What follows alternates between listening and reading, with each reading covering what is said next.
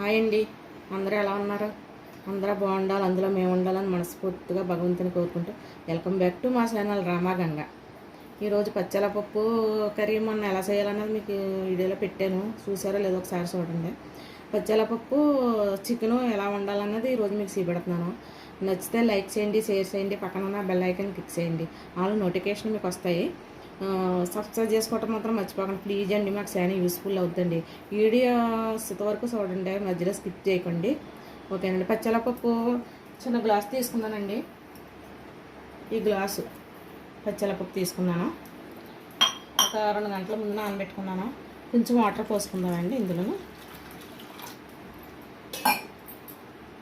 టమాటా ఎక్కువ వేసుకుంటే బాగుంటుందండి. ఇంకా టమాటా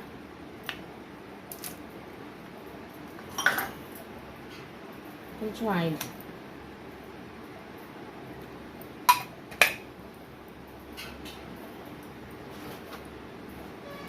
ఇది 4-5 విజిల్లు వచ్చాక చికెన్ ఎత్తి ఎలా వండాలి, చికెన్ వేసి ఎలా వండాలన్నది మీకు చూపెడతాం, ఓకే అండి. పచ్చెనపప్పు చికెన్ కర్రీకి స్టవ్ వెలిగించుకొని ప్యాన్ పెట్టుకుందాం. పప్పు ఎలా ఉడుకుందో చూద్దామండి. మన పప్పు ఎలా ఉడికింది అండి. స్టవ్ కొంచెం యాడ్ చేసుకుంటాం.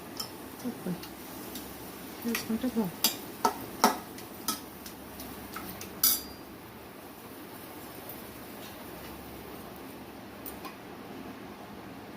ప్రతి దాంట్లోనే చెప్తున్న వీడియోలో నేను గోధుమ నూనె వేసుకుంటానండి.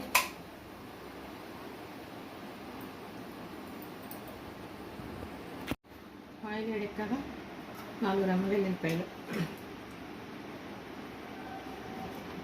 పచ్చిమిరపకాయలు, ఉల్లిపాయ ముక్కలు,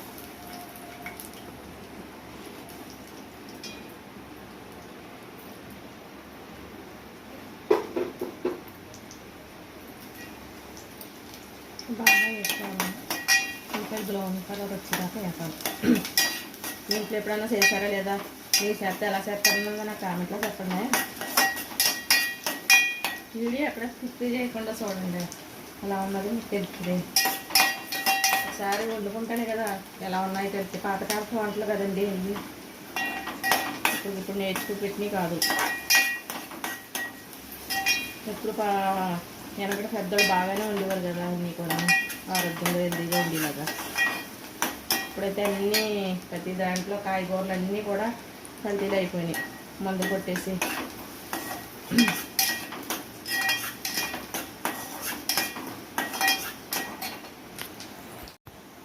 కొంచెం కరివేపాకు, ఒక ఎండుమిరపకాయ.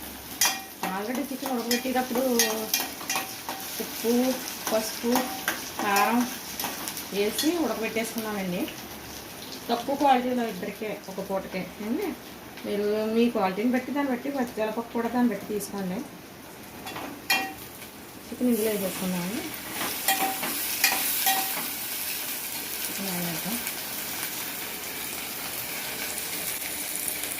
పెడుతున్నాను ప్రతి కూరలో, నాన్ వెజ్ కూరలోను గసగసాల, ధనియాలు, జీలకర్ర, అల్లం, వెల్లుల్లిపాయ పేస్ట్ నూరేసుకుని ఫ్రిడ్జ్లో పెట్టుకుంటాను నేను. ఇలా నాన్ వెజ్ కూరలో ఇదే వేసుకుంటాను. ఇదే గరం మసాలా అండి. పౌడర్లు గట్ట అయినా నేను ఆల్రెడీ కారం ఆడించినప్పుడు కూడా ఏమేమి వేస్తానన్నదో మీకు ఒక వీడియో చేసి పెట్టాను. నాకు కుదిరినప్పుడు ఆ వీడియో కూడా చూడండి, ఓకేనండి. కొంచెం జీలకర్ర వేగినట్టు కొంచెం పసుపు వేసుకుందాము.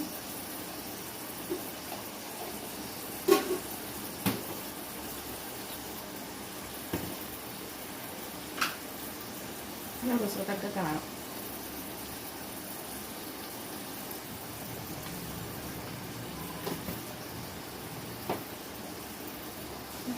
కొంచెం కారం అయితే పెట్టాలి.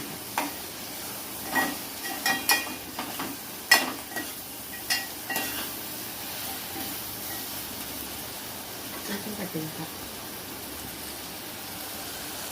ఓకేనండి. ఇలా ఉడికేటప్పుడు ఇందులో పప్పు వేసేసుకుందాం. పప్పు, టమాటా, పచ్చెనపప్పు అండి. ఇది కందిపప్పు గట్ట కాదు, పచ్చెనపప్పు.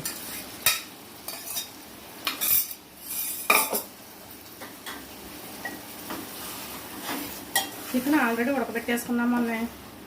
ఎంతోసేపు ఉడకక్కర్లేదు, కొంచెం అయినా వాటర్ వద్దామండి.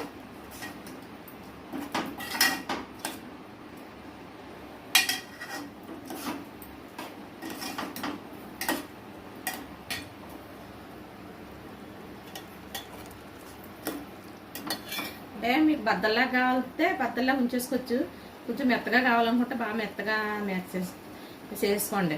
మీకు ఒక చికెన్ ఎప్పుడు కూడా ఏర్పడగా ఉప్పు కారం వేసుకుని ఉడకబెట్టేసుకుని అప్పుడు వేసుకోండి. ఎందుకంటే పప్పులో ఉడకబెట్టేసాం అనుకోండి అందులో కలిసిపోతాయి ముక్కలు. బాయిలర్ వేసుకున్నా మామూలు వేసుకున్నా కూడా.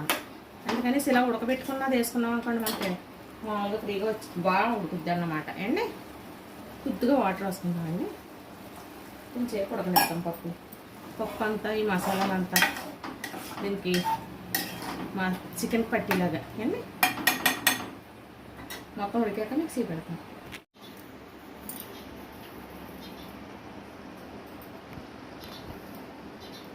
చూద్దామండి, 10 నిమిషాలు అయింది. ఇదిగోండి పప్పు చికెన్ బాగా ఉడుకొని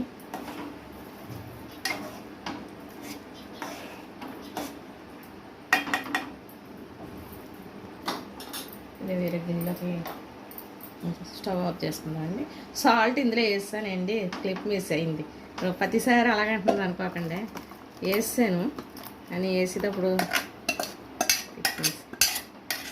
మీ ఇంట్లో ఎలా చేస్తారో అన్నది నాకు కామెంట్లో చెప్పండి.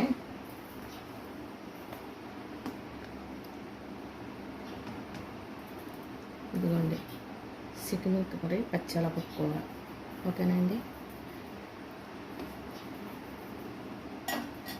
ఓకే అండి.